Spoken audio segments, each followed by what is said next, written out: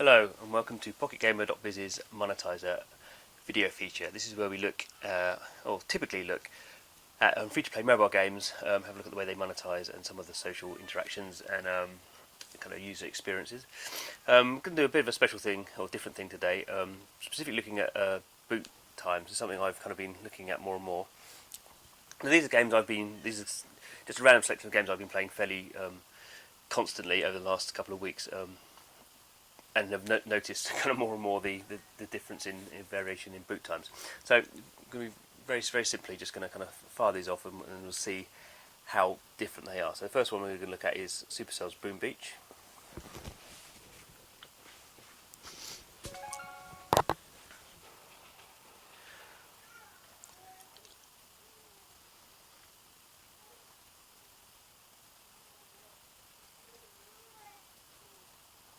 So there we go. There's a little bit of a hold up right at the end. It's something I don't often get, but pretty fast. So it's under 10 seconds. I'm straight into my base. I can see what's going on. Something building. Okay, we don't have to worry too much about exactly what's going on, but basic idea is very simple. If you want to play a game of Boom Beach, and actually the game's pretty much designed to encourage lots of short sessions, because unlike a lot of these building games, you only can build one thing at a time. So if you want to build another thing here, oh no, well that's not a good example. Yeah, if I want to build another thing here, no, another bad example. So if I want to upgrade this, I've got the points. Somewhere we'll find something like an upgrade. Okay, so if I want to upgrade this, it'll say can you build one building at a time. I can't buy another builder. So so basically, unless you want to spend money, which I don't want to do, I'm going to come out of this game. So fast boot time is pretty important to the gameplay and how Supercell want people to kind of experience this game. Okay, so let's look at something different. This is EA's Mythic's Dungeon Keeper.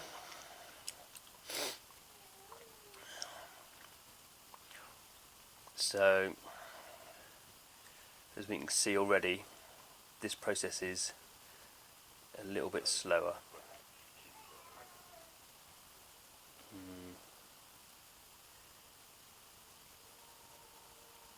More than a little bit slower, really.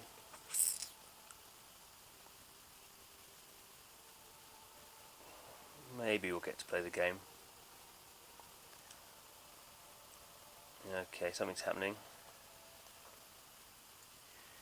Okay, almost there. The last 10% of unruly minions are need a bit of time to organise themselves. So I actually quite like this bit. So I'm sure that there's a technical reason for the reason they're doing this, to probably reduce some sort of server overhead, but at the moment we're still not into the game, so we've got to swipe this foolish imp, which is nice, but clearly why they've added that in is odd. So as we can tell, that's probably, is that 3 times longer, 4 times longer, I don't know. So to a degree this is a different kind of type of game to Boom Beach. So I mean, you can see here, these are so this is a traditional kind of building queue. I've got 3 imps who are all building, and if I want to add another one, I can spend money on it. So potentially this is a game where your session times are longer because you've got more things you can do. But when I'm kind of looking to see which one do I play, I always play kind of Boom Beach first because it loads faster. Okay, what other games have we got? Okay, let's have a look at Adventure Town from Super Solid.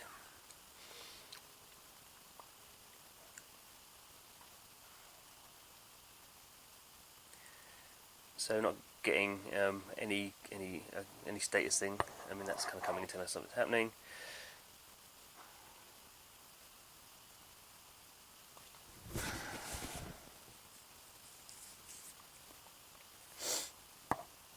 Yeah, so this is not a particularly good experience. Okay, at least then we go straight in. So again, another traditional farming building game. Again, I guess session times would be longer than Boom Beach. You don't really have builders in the same way. You kind of it's more kind of doing resources, and so you can plant things. You're not using builders. You're not using builders in any sense to upgrade these elements. So slower than Boom Beach, faster than Dungeon Keeper. So I find I kind of play this more than Dungeon Keeper just because it's a bit quicker. Okay, let's look at this one. Non-stop games. This is Heroes of Honor. It's a kind of a strategy game, kind of an MMOG type thing. So again, it's traditional. I guess we've got the splash screen and a status update. It's not not flashy really. There's no little imps to mess around with. I mean, it's fairly quickly into this. And there's my base. Let's collect some resources. So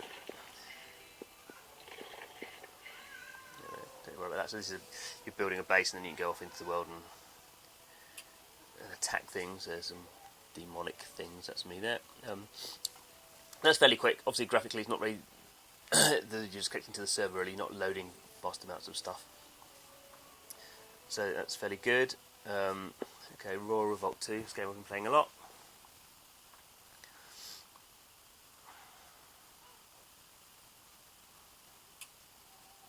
So there we go, little loading thing. There we go. So that's quite kind of a cute way of doing it. I don't really like loading bars, particularly when they get stuck. So there we are. So we're kind of straight into this. Well, we've got a Pyromancer, whatever one of he is. So there goes a little base up here. So it's pretty fast loading. So I play that one a lot.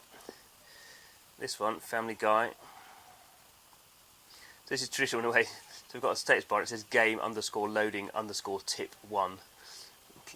So that's really odd. So it loads really fast, as you kind of might imagine. It's graphically pretty straightforward. No, I'm not going to see Al Harrington. So there's not a lot to be loaded here. So it's not a bad example. You know, it's kind of nice. You just pop in, do some resource management, pop back out again.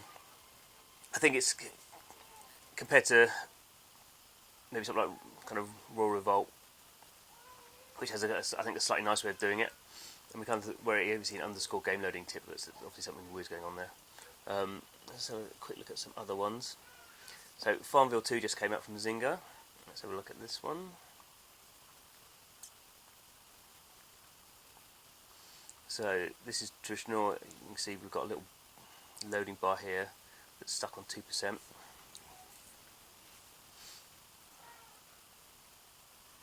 Something's happening. You can hear the audio loading. For some reason, 31%, it gets stuck on 31% a lot. So obviously, it's starting to load something there at 31%, which is why I don't really like these 100% things, because it seems like any percentage would be equal to any other percentage, but clearly it's not. What it's doing is loading various parts of the game in.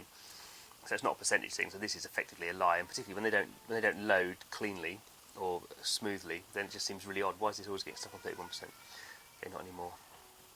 So then it loads. And then suddenly,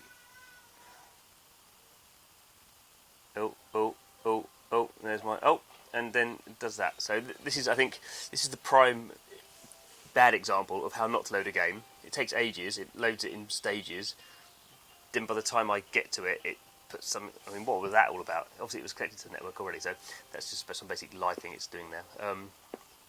Obviously it's FarmVille, so I've leveled up. No, I don't really want to do that.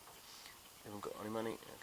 Okay. So, and particularly for FarmVille, which is a game which is designed for a casual audience, they just want to get in and play. They don't want to hang around for it. I mean, it's odd why Zynga, who obviously its whole thing is kind of online, kind of casual games, has this quite convoluted loading system. And obviously this is a game that graphically is more complex. What's he doing? He's going to forage. Okay, go foraging. So graphically, this is a lot higher resolution than the Family Guy game. Yep. Sell some blackberries. There we go. She's happy. But it's not the highest resolution kind of game in the world. So I don't know why it takes so long to load. Anyway, so unsurprisingly, FarmVille 2 is not at the top of my list of games just to fire up straight away. Finally, we'll look at Game of Thrones Ascent. I mean, this is clearly a game which I suppose you could argue it's has a broad appeal, Game of Thrones being a broad appeal, but it's based on a web game, so basically it's a web game that they've taken to iPad, basically. so you can play across platforms. And so, with an RPG, it has quite traditional kind of loading screen, but at least it's telling you what it's doing, loading characters, or maybe it's a lie as well. Okay, we've got promotion, daily reward. So obviously we can tell this is a very kind of core thing going on. It's very text heavy. I mean, there are obviously graphics there, but it's more kind of static graphics. And you're going into menus, and this is my village centre where I've milled something or other.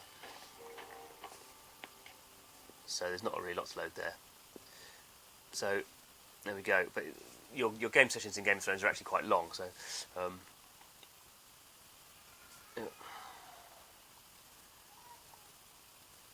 so yeah, some examples there. So I think, having played these games a lot, I think, say Boom Beach is the Boom Beach and Royal Revolt 2 are the ones that are kind of like pretty much load immediately, and they're the ones I play the most, obviously. Dungeon Keeper and FarmVille 2 are the kind of worst examples of taking ages to load. While I like the Little Imp, it's just a pain. Particularly the way I play Dungeon Keeper, which is just I just pop in there, and my sessions are quite short. So something to think about. I mean, clearly all games should load as fast as possible, but there's technical reasons why they can't load as fast as possible. But within the bounds of other constraints, loading fast is something you should be working on.